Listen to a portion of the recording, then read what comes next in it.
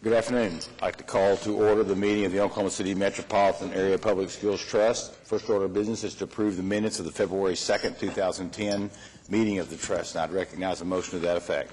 So moved. It's been moved. Is there a second? Second. Moved and seconded. All in favor, please say aye. Aye. Opposed by like sign. Thank you. Next item, we have two sets of financial reports. One is we're being asked to approve the Trust Revenue and Obligation Report for December, and also to ratify the trust payments. Thank you, Mr. Chairman. This is the report for December of 2009. The total trust revenue to date is $562,178,393. The detailed reports are attached, and I can answer any questions.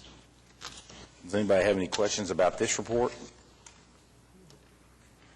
I would recognize a motion to approve the this report, which would be Revenue and Obligation Report. So moved, Mr. Chairman. There's moved and seconded. All in favor, please say aye. Aye. Opposed by like sign.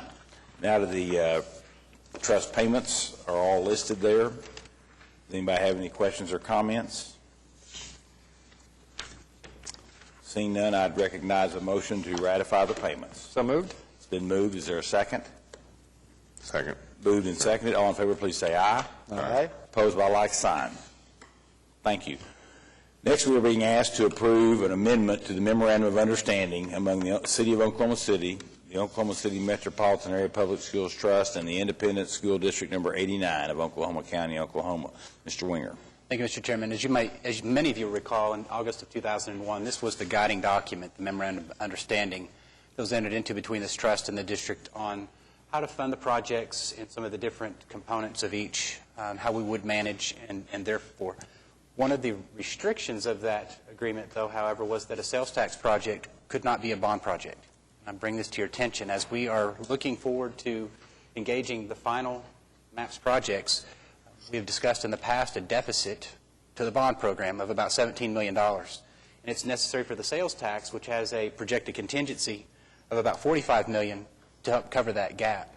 In order to do that, we need to amend the MOU to allow bond projects to be tax projects. And so on the original agreement on page 8, this restriction has been removed in the amended MOU. It will allow us to, with two projects, Southeast High School and Northwest Classen High School, move the construction portions over to the tax and pay for them there. There's no net change to the contingency fund. It's just a matter of which account the money will come from. And so this does not affect the $20 million projected contingency that we've reported in prior meetings. Are there Specific to those two guys? At this point it is, and we believe that will be sufficient to finish. It's possible we may need to look at a third, but at this time we believe these two will help cover the gap once we have project bids in. okay? It's been moved to approve the amendment. Is there a second?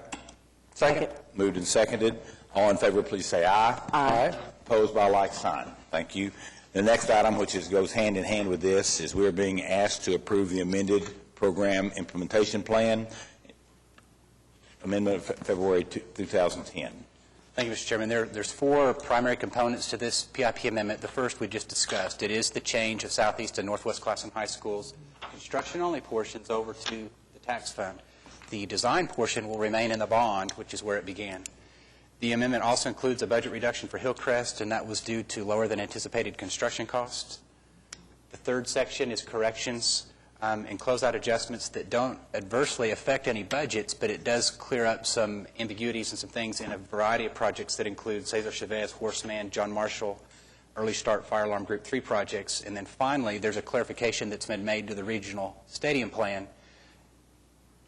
In an earlier version of the PIP, or I should say just in this most recent version up until this point, any contingency funds were anticipated to possibly be slated for improvements to Taft and Spiegel stadiums. Those two stadiums, part of a regional plan, were not included as Maps for Kids projects. This clarification, because of the new 2007 bond issue that does include those projects, excludes that Maps requirement now. So there is a bond project for the improvement of Taft and Spiegel stadiums. Instead of funding it from both programs, the MAPS program and the 2007 bond issue program, we are just suggesting that it be funded completely out of the bond program, the 2007. That would complete the items that are in the amendment, and I can answer any questions again that you may have. And this will be passed along to the City Council and then to the school board? Council actually considered it this morning, and it was adopted, and yes, it will also go to the school board.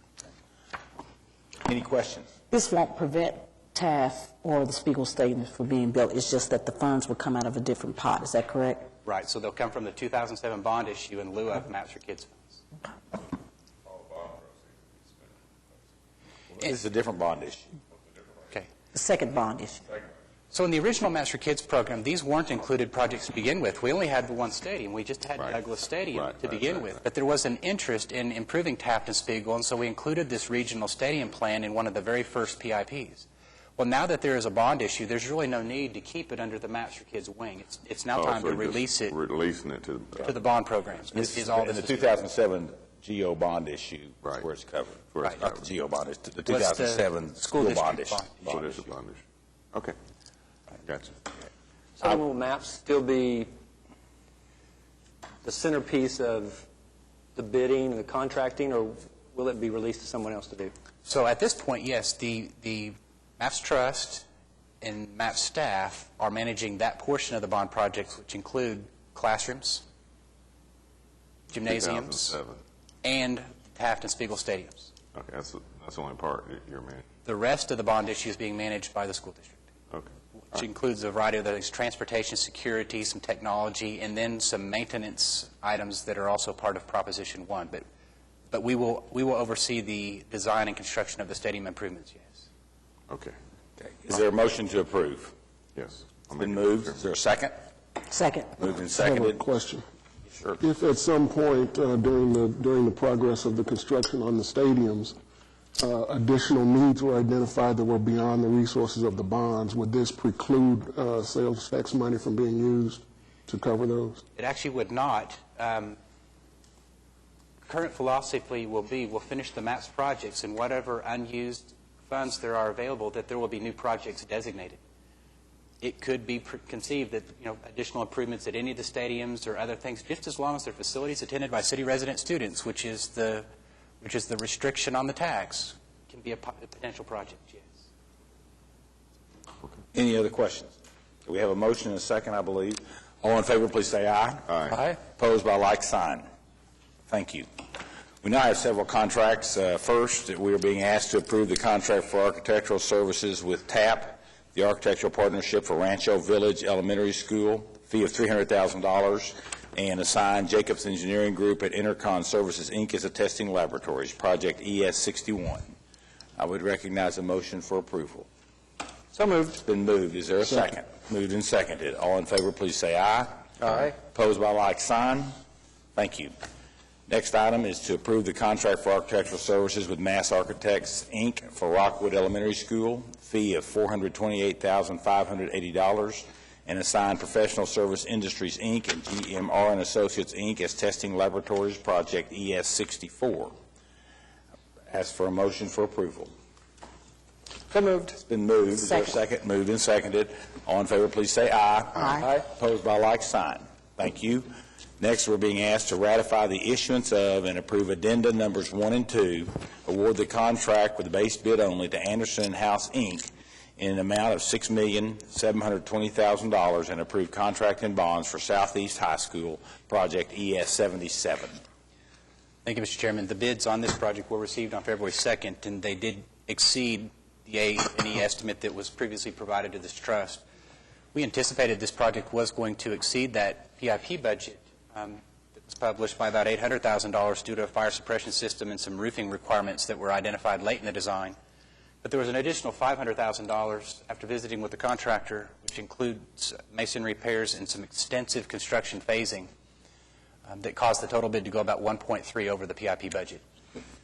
We're seeing this on many of our high schools where new construction is not a component, where it's very difficult for us to phase the projects in and around student activities while ensuring student safety. And, of course, student safety is paramount. With that said, we're using multiple design and construction phases to complete the work, which is causing the cost to increase slightly higher than expected. We do have contingency funds available, and we are recommending that this project move forward. Are there any questions? I would recognize a motion for approval. I have a question. Yes. The masonry repairs that you say are the major cause of the unanticipated overrun, is that the cost of masonry or more masonry was required? The repair itself, so a lot of the tuck pointing that's required on the existing brick facades that are all around that building are more expensive than what the architect had anticipated. So what the architect anticipated, the amount of work was the same, it's just that the cost of that work was more? It was more than expected, so the cost of labor was more, yes. It's a very large school, and it's probably one of the few that we're actually doing a complete exterior remodel as well. There's just a lot of brick that's just requiring a lot more repair than we normally see, and so it is an extensive exterior renovation, and again, it is, I believe it's a combination of both. Contractors get the opportunity to go out and visit these sites, and a lot of times what they see is a lot different than what's in the plans, and they're including that also in their bids as well. They look closer than the architects.